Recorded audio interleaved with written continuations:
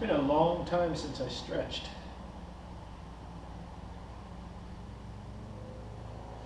Really long time. I'm not even sure how long. Might have even been a year since I was last stretching on a routine basis. It's not very good. You know, outside of nutrition, stretching is probably, the best thing you can do for your body. Stretching and posture, core balance stuff. I think if you had to choose one thing, of course it would be nutrition, but if you had to choose another thing, rather than cardio or strength exercises, I would go for stretching. But it's the one thing that I often put last on my list in priority of things to do. I always think I'll do all the exercises first, then I'll do my stretching. Maybe I'll do some martial arts, then I'll do my stretching. But often I do all this stuff, all the the exercise, the fitness stuff, the martial arts stuff, hiking or what have you,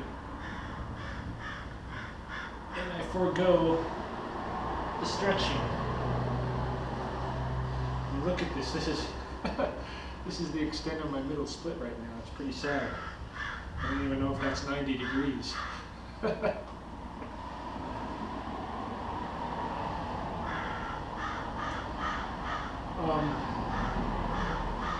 So I want to get back into stretching. So today, getting started. It's nice outside. Got a little bit of rain coming down. A little thunder in the air.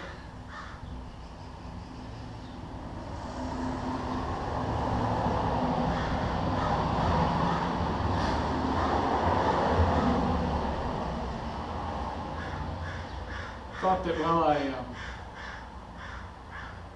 I did my stretching this evening, I would kind of give a little bit of a life update where things are at with me. This is something that was, in a way, prompted by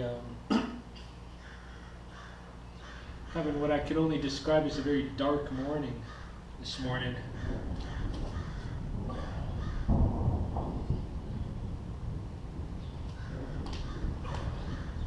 Love that thunder. Yeah, I woke up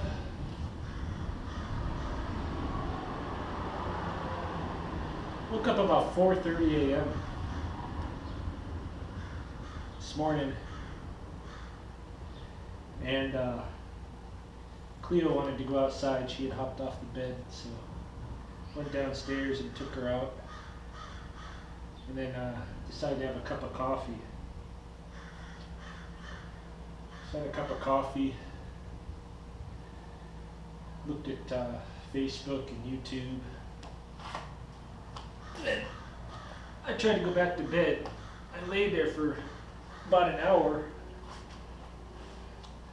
I was just having really dark thoughts. Derek my magpie was there by my head. Birds were starting to wake up. I was laying there next to Mahoney, Cleo, my dog, and sometimes whenever I look at these people and animals in my life who I love, sometimes, more often than I like,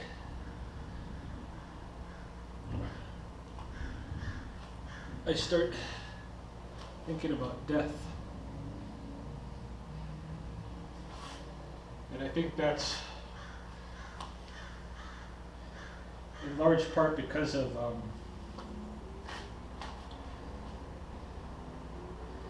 it didn't used to be that way, right? But I think that's in large part because of all the losses that I had this year. I lost my dog, Dottie, beginning of last winter. Then I lost my friend Marie. Then I lost my best friend Narcissus. Then I lost one of my other best friends, Marvin. We lost a very close elder who we considered like a grandfather, Frank.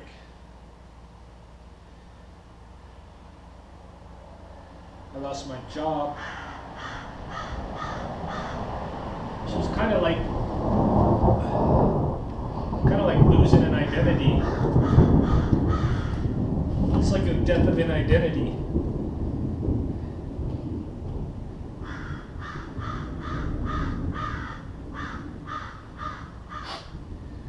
And recently lost Bo the Raven. I hadn't known him for very long. It's still pretty tough to deal with.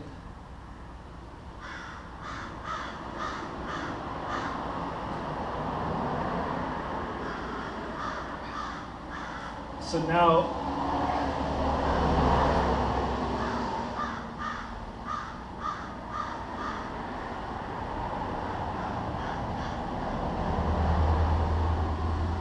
I find it hard not to dwell on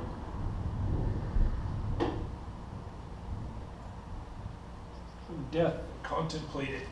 And it's not good because it's not, being in the moment. As my friend Darren says, it's not really me right then. It's not me being Ryan. Something else, but I don't know. It's hard. Like I worry.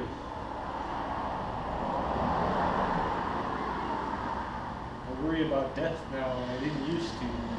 Not my own death, except in the sense that I worry about Mahoney, and I worry about Sheen, and I worry about our animals. If I were to die, and I worry what would become of all these others.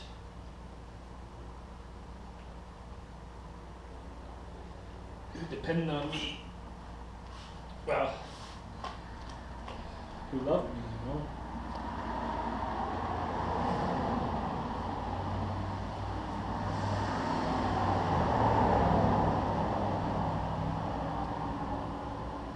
Truth is, life, does go on if you die. It just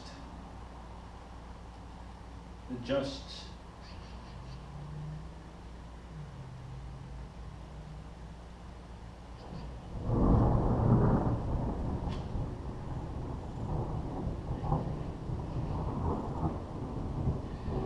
But I was feeling pretty dark this morning with all of this. It's hard to look in. When I look into an animal's eyes, and all I'm thinking about is, one day I'm gonna watch you die. And instead of living in that moment and enjoying being there and enjoying that this animal loves me or this person loves me, I find myself kind of like waiting. Instead of living, I'm waiting, and I'm waiting for what? I'm waiting for more people to die.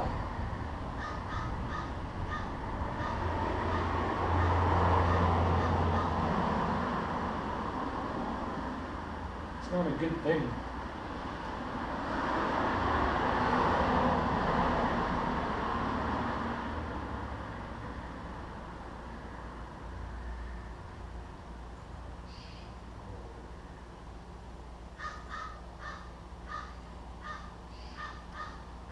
definitely not where I want to be, you know, psychologically.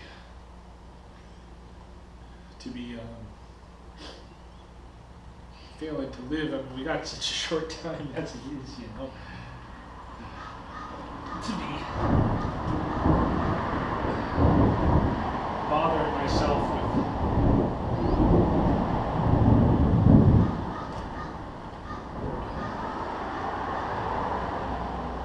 with the inevitable in that way.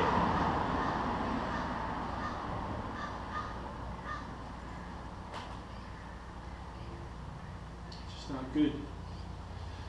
So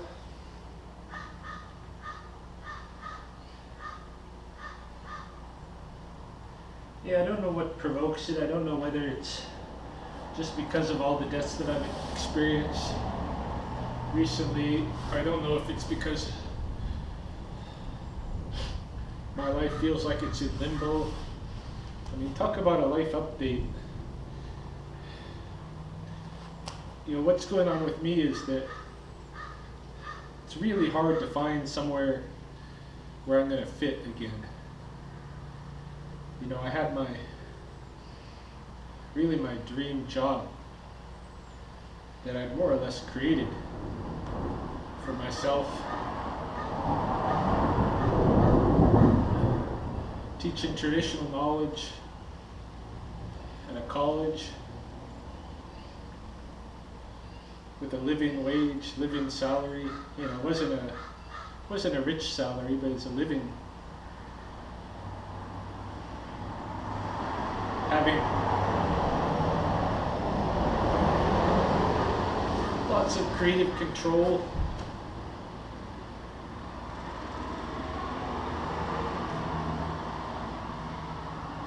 That I could exercise.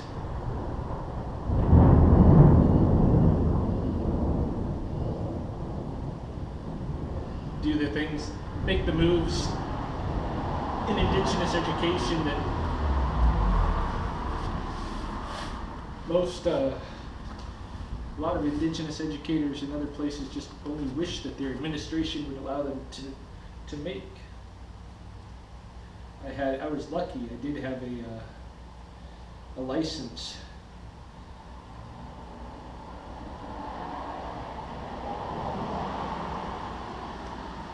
to go ahead and do the things that needed to be done to make a proper post-secondary Indigenous education program.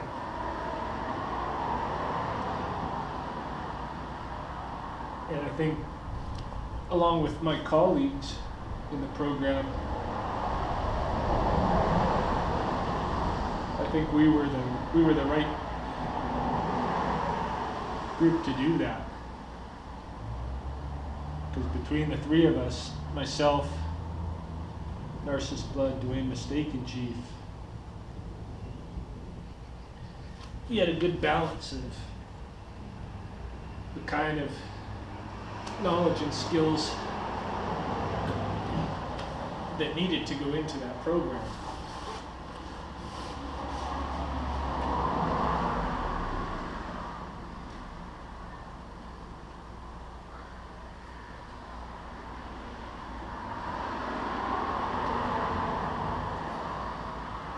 And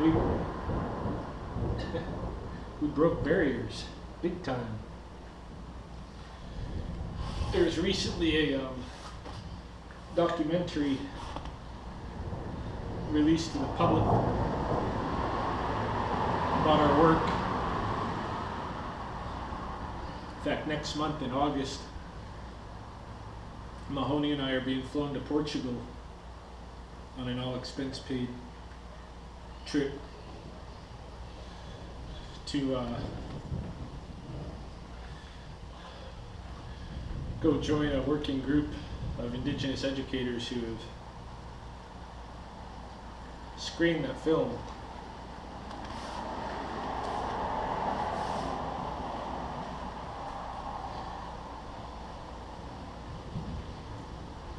Anyway, all of that came to a halt after Narcissus died and I got fired.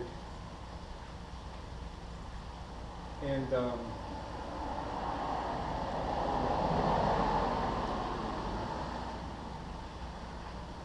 yeah, I knew it was coming. In fact,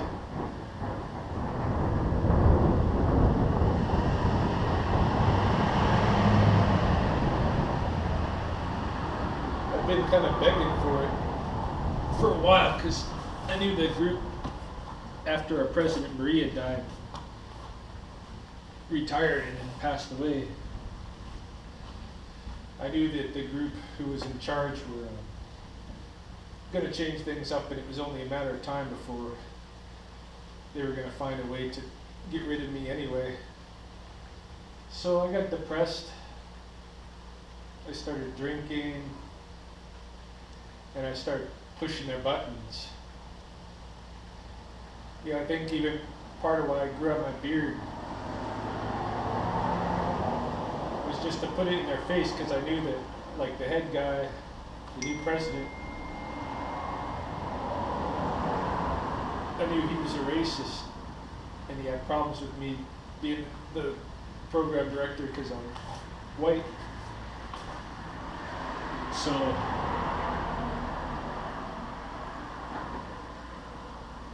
I think I kind of pushed it on him, just put it in his face.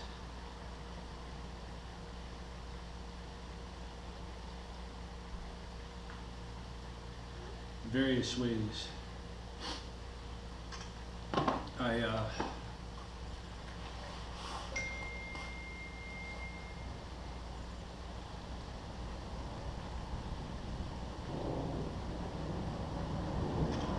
The reason they were able to fire me was because of things that I said on Facebook about them, which I knew that they would see.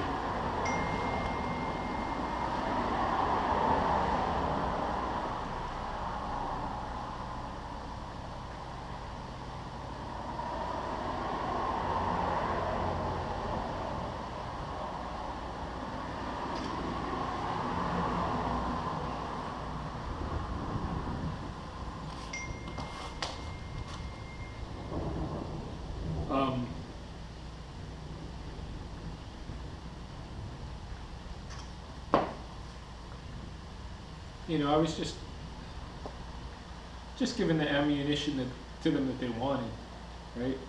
I knew they wanted to get rid of me. It was going to happen one way or another. So I wanted it to be kind of, you know, at least a little bit on my terms. And they offered me a deal. They offered me like 9 months' pay if I agreed to like a gag order where I wouldn't talk about what had happened with them in the program and all that. And I turned it down. I could have really used that money, you know, but I think what happened in that program is way too important a story for me to agree not to talk about. And their neo-colonial moves to gut the program was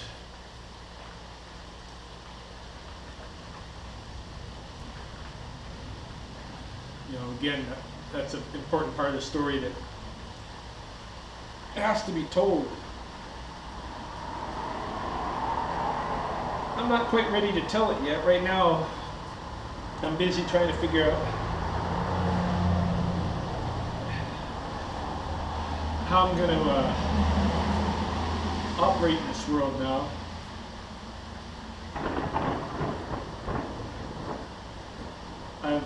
I've job searched a bit. Of course, I've been off work now almost 4 months, which is a long time. I mean, we didn't have any savings, so we're just getting by, making our bills, you know, month to month, barely.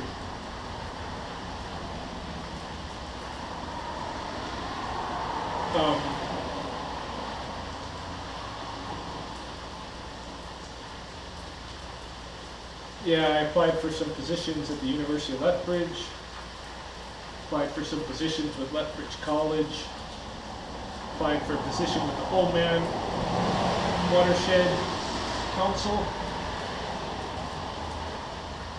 applied for a position with the Galt Museum. Everything that I've applied for, pretty much I'm well qualified for and would fit me well, fairly well. Not as good as Ghana Studies, but as good as it gets for what's outside of Ghana Studies.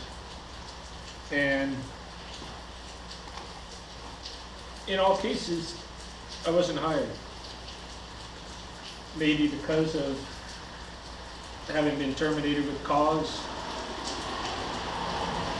or maybe just because my my background is so eccentric, you know.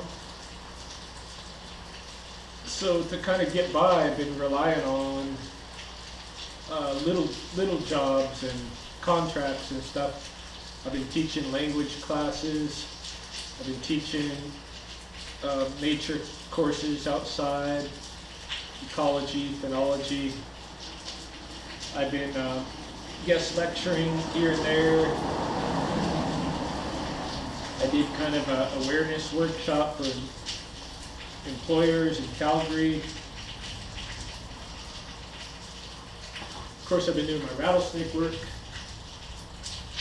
Been doing small mammal relocation work in general.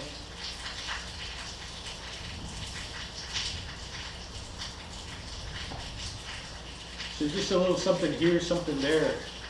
Working on a exhibit at the Nature Center, a Blackfoot Ecology exhibit. That's been nice. That's been giving me a little check every month. A little something here, a little something there, but nothing that's a solid small business yet that I can rely on to make regular money. I hope that changes. I hope I get enough, you know, if I could get 3 or 4 decent little revenue streams still coming in that are somewhat reliable and altogether add up toward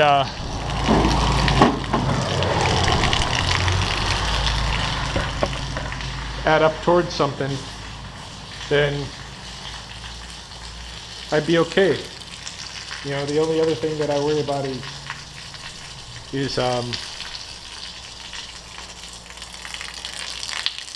like medical benefits, medical insurance for Mahoney, because her medical needs are pretty extensive.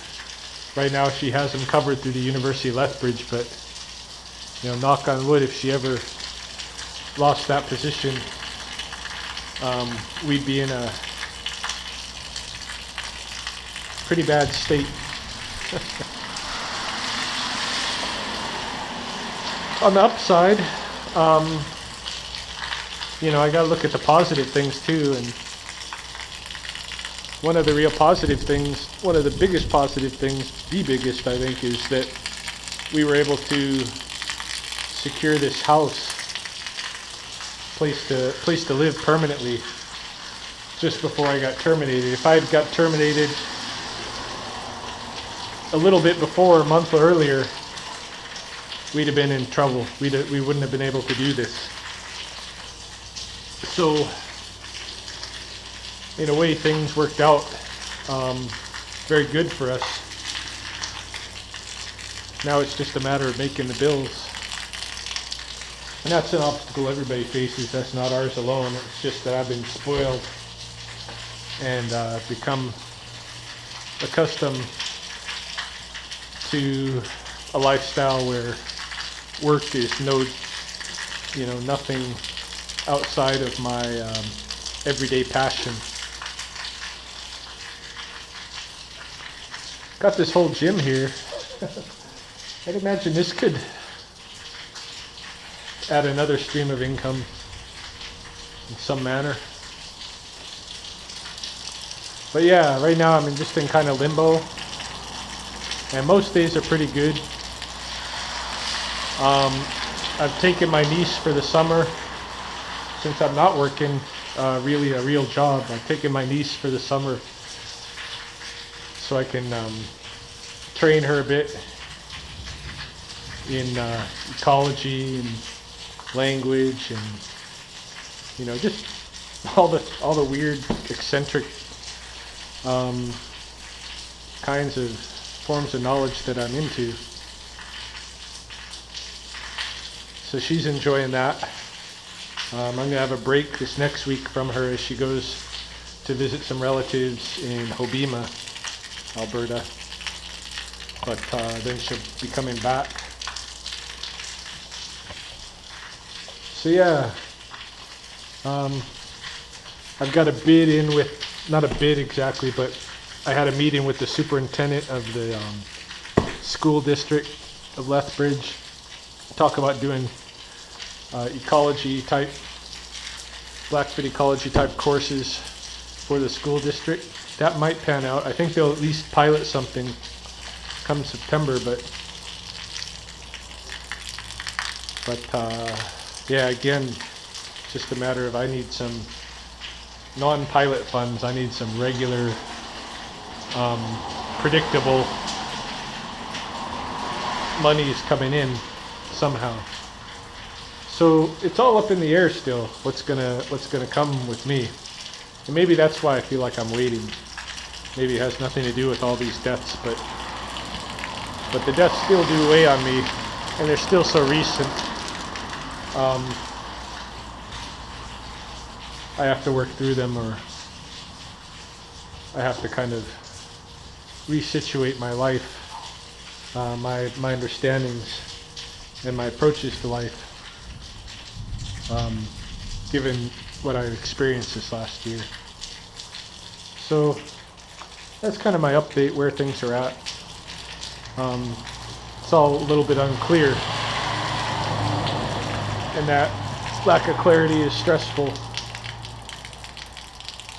But I think